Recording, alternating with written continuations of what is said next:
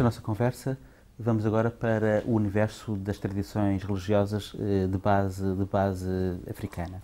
Temos connosco o Pai Pedro de Ogum para nos falar exatamente sobre essas tradições e começo pela pergunta mais genérica, mas para entrarmos, quando falamos de candomblé, estamos a falar do quê?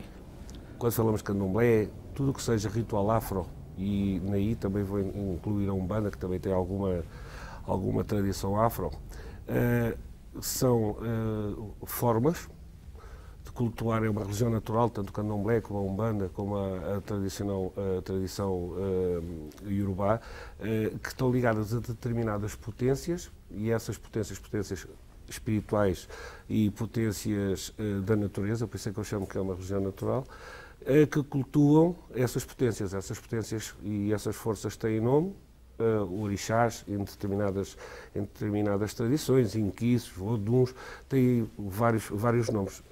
Mas, para simplificar, vamos considerar os orixás, que são as divindades cultuadas. Essas divindades cultuadas que vieram historicamente de África para o Novo Mundo, vamos considerar o Brasil, a parte da América Central, também parte dos Estados Unidos, mas mais Brasil e a América Central, que se desenvolveram exatamente o culto a vários orixás. Temos a santeria, temos o Caminho do Iocha, temos o candomblé no Brasil, temos outros dentro do próprio Brasil, também existem outras tradições no qual cultuam também os orixás. E qual é a função dessa tradição relativamente à vida espiritual dos seus adeptos? É uma interligação e uma complementação entre essa natureza espiritual com o ser material, nós.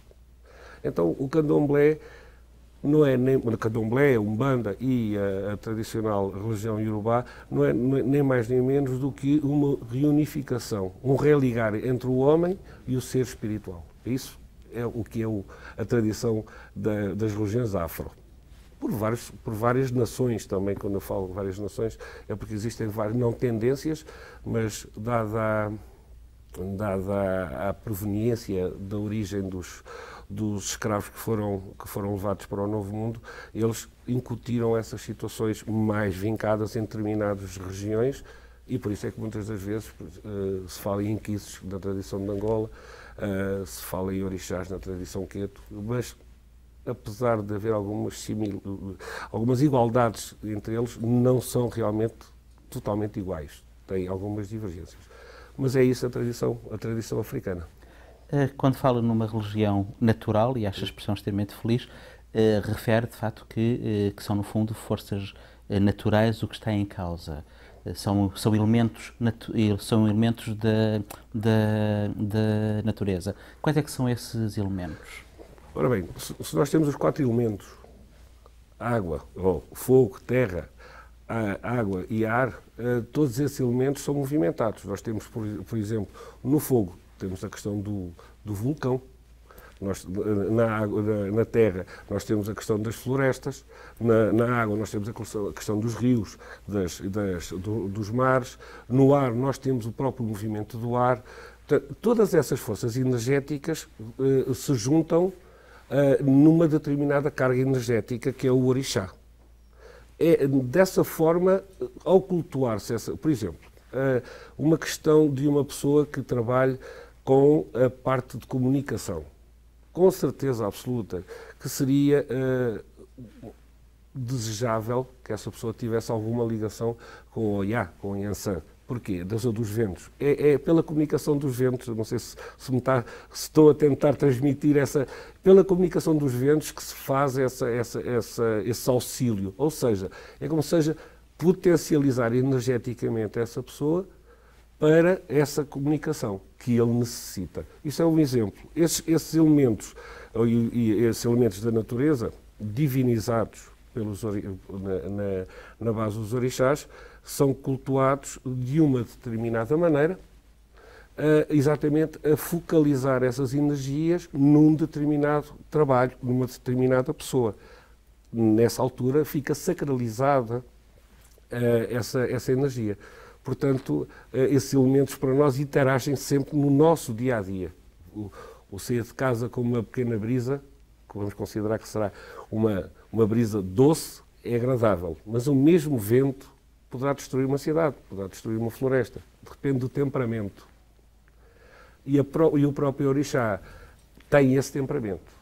A tradição africana vai buscar exatamente essas divisões, por exemplo, de orixás pelo próprio temperamento da natureza. Uma água parada num lago não será idêntica àquela que estará numa cachoeira. Também não será idêntica àquela que vai num rio bastante violento, como o outro mais calmo.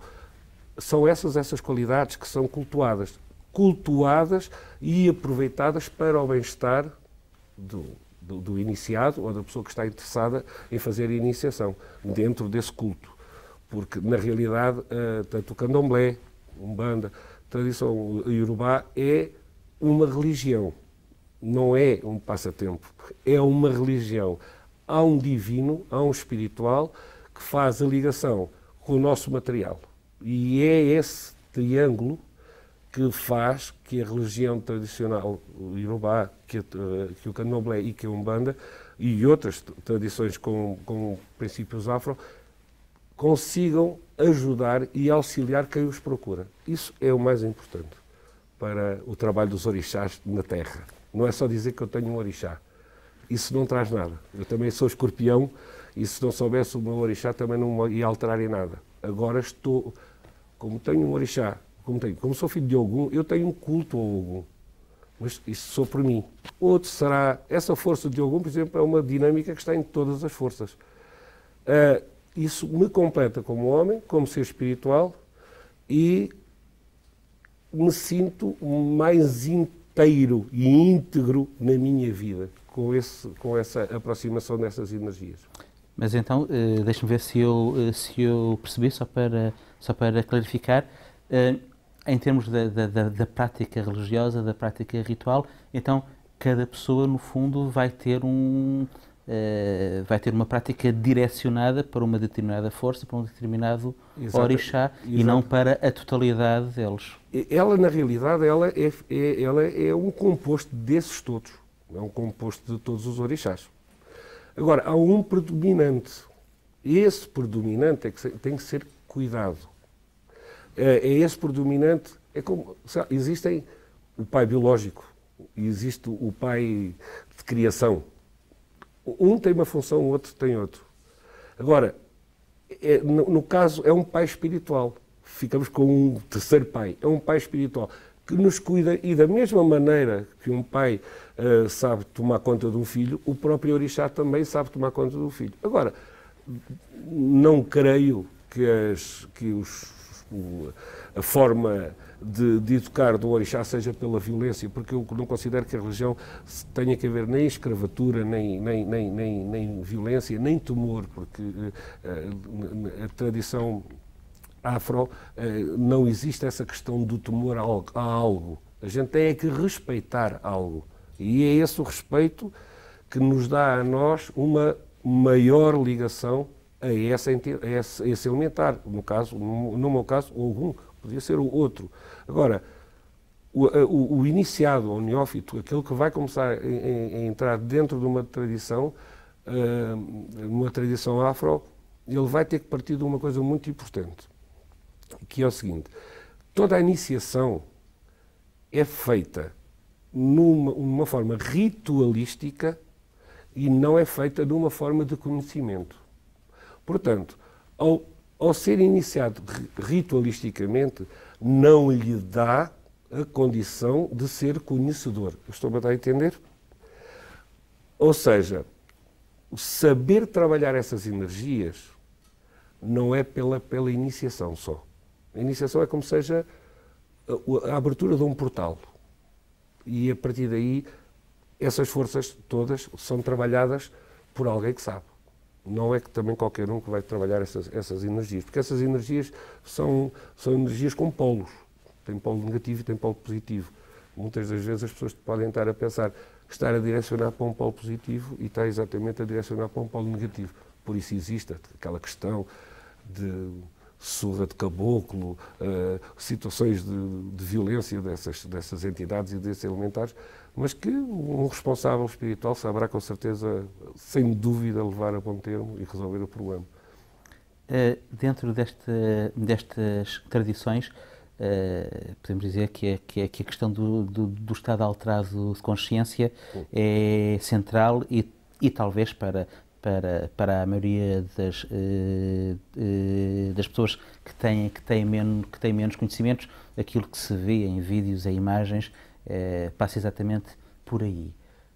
Sobre essa questão, é um tema que eu tive há pouco tempo no Brasil, foi uma das coisas que o Pierre Fatumi Verger falava, e está comentado num livro dele das notas, que é a questão do trânsito de expressão, o célebre trânsito de expressão que ele fala.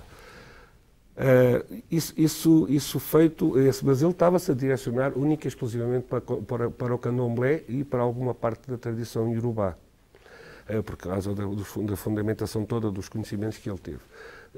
Na realidade,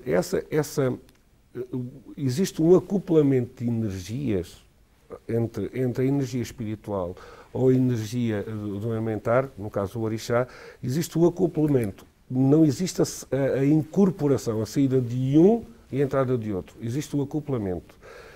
Depende, nesse grau, o desenvolvimento mediúnico. E aí vem do chamada responsabilidade portanto, o Pai de Santo, o Babalaô, o Babalorixá, o Zelador, Yalorixá. Isso é o fundamental, o trabalho sobre o desenvolvimento mediúnico. Para quê? Para que, na realidade, haja pouco filtro entre a ligação de essa entidade, vamos pôr dentro da Umbanda, seja caboclo, seja Exu, pombagira, seja qual for, marinheiros, crianças, que o médium interfira o mínimo possível, porque na realidade essas entidades têm a necessidade de trabalhar. Elas. O médium só está a entregar a matéria, só está a entregar o corpo. A partir do momento que essa situação não está bem trabalhada, surge todas as pantominices que nós conhecemos dentro do culto e pronto, isso aí já são outras situações que eu acho que dentro desta religião não irei falar, porque em todas as religiões existe esse género de pantominices, e então não será a nossa diferente. Mas num sentido muito democrático, qualquer iniciado pode ter capacidades mediúnicas. Não, qualquer pessoa tem capacidade mediúnica. Qualquer pessoa tem. Segundo Kardec, existem 100 e tal tipos de mediunidade. Psicografia, vários tipos, 100 e tal. Dentro do conceito afro, existe só um tipo de mediunidade, que é a mediunidade de incorporação.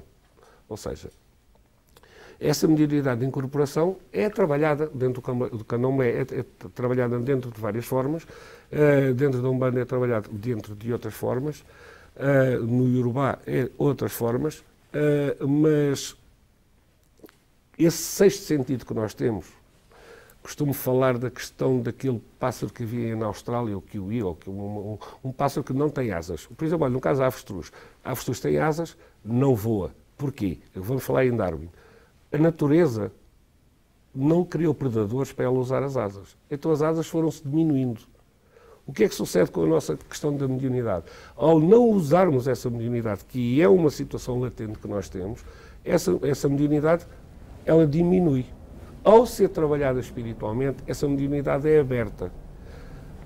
Quando é aberta, e vamos considerar que existe conceito, dentro de um conceito ritualístico, de um conceito religioso, que é muito importante, essa mediunidade ser trabalhada num conceito religioso, existe aí um chamado meio de transmissão divina, espiritual. É o médium, que não está a interferir e está exatamente a fazer a comunicação que o espírito ou que essa força da natureza está a transmitir.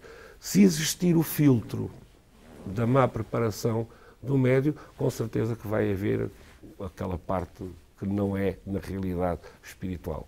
E isso tudo vem também de toda essa a parte oleodesca que existe e a parte caricata de considerar que a cultura afro era uma cultura inferior. E não é, na realidade. Não é mesmo. Eu considero, por exemplo, que a magia iorubá é tecnologicamente avançada. E esta palavra tecnologicamente avançada tem uma certa piada. Porquê? Porque para determinados fins, existem uma junção de determinados elementos. Esses elementos potencializados a nível de força espiritual, eles se transformam, eles têm uma mutação. E esses elementos aplicados numa pessoa têm a função de limpar, de fazer rejuvenescer um novo ser que está ali dentro, por vezes muito atribulado com determinadas energias negativas, porque essa questão das energias negativas e positivas nós encontramos no nosso dia-a-dia. Sabemos ou não sabemos retirar essas energias, ou pelo menos não lhe dar importância para elas nos tocar e nos influenciar. Nessa questão, o espiritual dentro da tradição afro, para mim, sendo eu sacerdote, posso dizer que é do melhor que posso encontrar, tecnologicamente avançado, sem dúvida nenhuma. Continuando na questão oleodesca, que são as imagens que se criam, são os estereótipos que se criam, uma imagem que está muito vincada destas tradições afro é a questão das ofrendas, quer ofrendas mais ofrendas simbolicamente importantes, quer outras visualmente importantes. Vamos diretamente à questão do sacrifício dos animais, é isso? Exatamente. Ok. Então, num histórico de religiões, vou fazer só uma pergunta, para complementar a minha, que é esta. Em todas as religiões que conhece, qual é aquela que não faz sacrifício? Eu não conheço nenhuma. Não conheço nenhuma. Então, vamos ver o seguinte. Se houve uma transmissão cá para fora, oleodesca, em que existiam toda aquela questão do edgé, o sangue misturado, toda aquela... Isso é cenário. Um folclore imenso. Muito. Exatamente. Muito. Tudo isso existe. Esse animal não é morto, ele é sacrificado. Tem um fundamento. Vamos buscar o fundamento à África. Eles usavam o animal ser sacrificado para uma determinada divindade, mas eles, após o sacrifício para a divindade, eles consumiam o animal. Existe isso. Não existe a parte oleodesca de colocar ou de mostrar fotografias em que existe uma quantidade de coisas.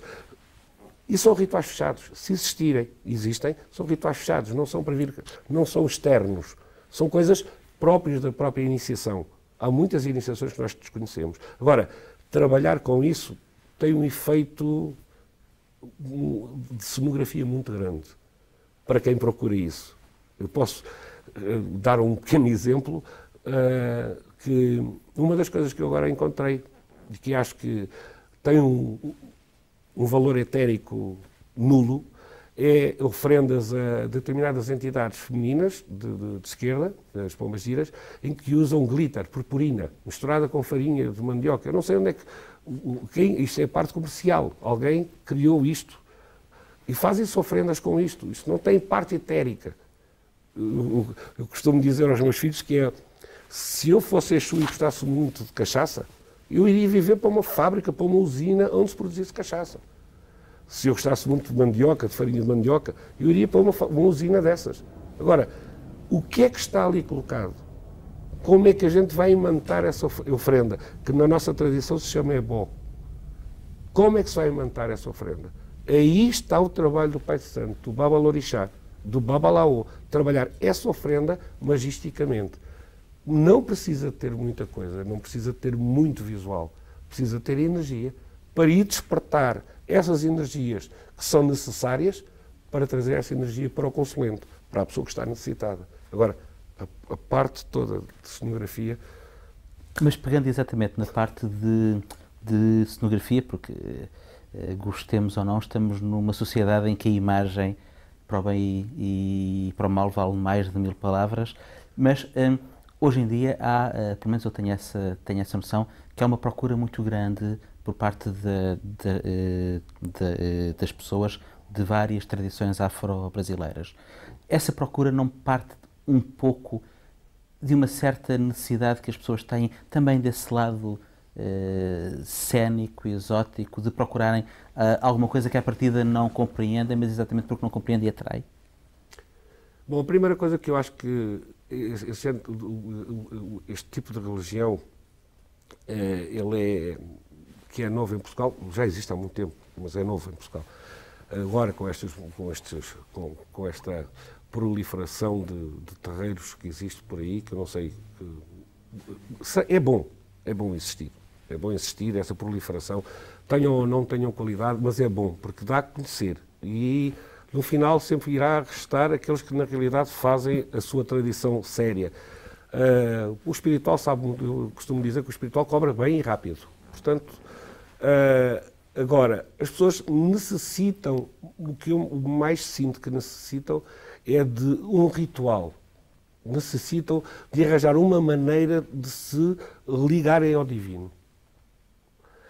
E no caso Umbanda, no caso Candomblé, no caso Yorubá, elas têm maneiras, elas focalizam determinada situação em que a pessoa pode ligar-se ao divino. Então, como existe para já um fator exótico, como existe um fator de segredo,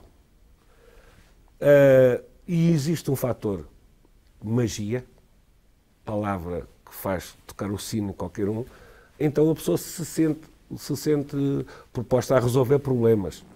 Agora, eu não conheço, e conheço vários pais de santo, com algumas pessoas de grande importância na parte espiritual da tradição afro, que algum deles tenha alguma procuração de Deus para resolver os problemas da Terra. Não conheço. Nunca vi nenhum com procuração. Mas vejo gente com conhecimento. E também vejo gente sem conhecimento. Agora, quem vai à procura, que saiba encontrar essa pessoa. Se acha que esse é o caminho dela, da tradição afro, saiba encontrar uma pessoa que na realidade seja responsável espiritualmente. Isso é o mais importante. Porque ao se colocar uma mão na cabeça de alguém, se altera a vida. Altera-se realmente. É como eu há pouco, no princípio, falei. Ao completar-se, se completar mal, esse trabalho é feito quase como a prejudicar essa pessoa. Várias pessoas me têm contactado sobre essa questão de iniciação, bem ou mal feita, mas isso eu não vou interferir no trabalho de ninguém. Mas essas pessoas não são felizes. E quem é que vai para a religião para não ser feliz? Eu fui para a religião para me sentir feliz. Agora, encontrar na religião essa felicidade tem de ser por meio de um condutor, de um bom condutor, de uma pessoa que saiba conduzir para mostrar o caminho e essa pessoa seguir o seu caminho também.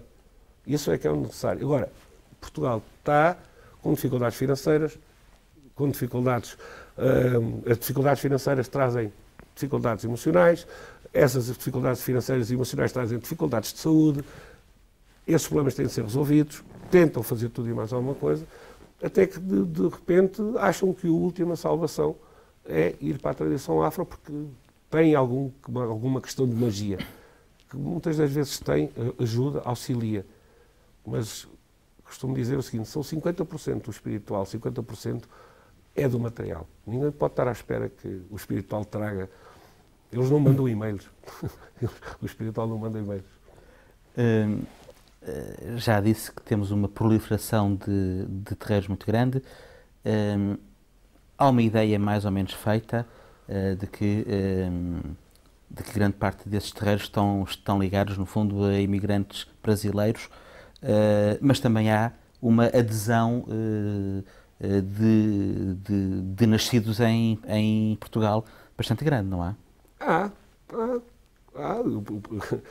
Há portugueses, há brasileiros, há bons e maus. Há pessoas que começaram bem, que estão a trilhar um bom caminho, há outros que vieram, por exemplo, de fora para cá com algumas ideias que se calhar não serão mais acertadas para a nossa cultura,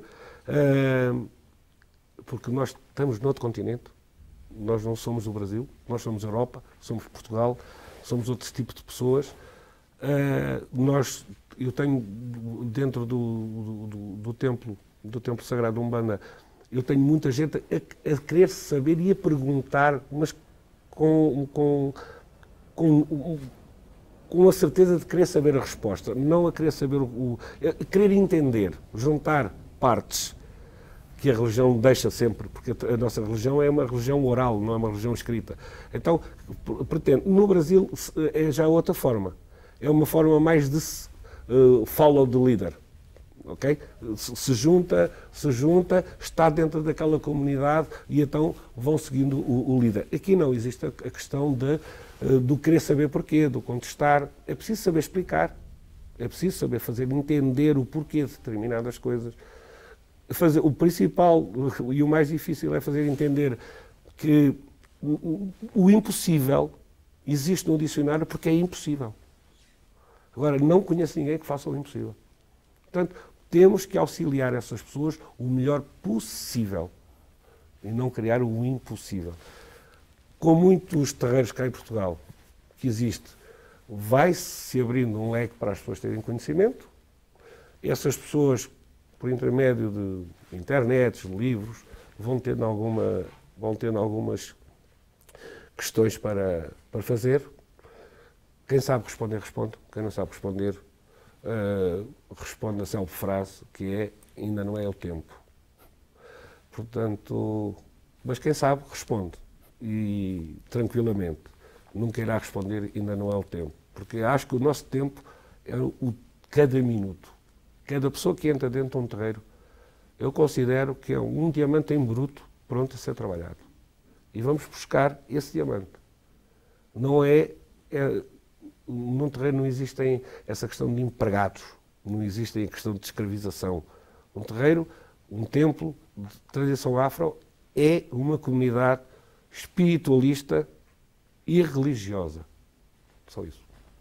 Ora, Pai Pedro, foi um grande prazer tê-lo aqui. Foi uma conversa muito rica. Obrigado por ter estado. Muito obrigado, eu é que agradeço. Muito obrigado. Hoje o bar é a todos.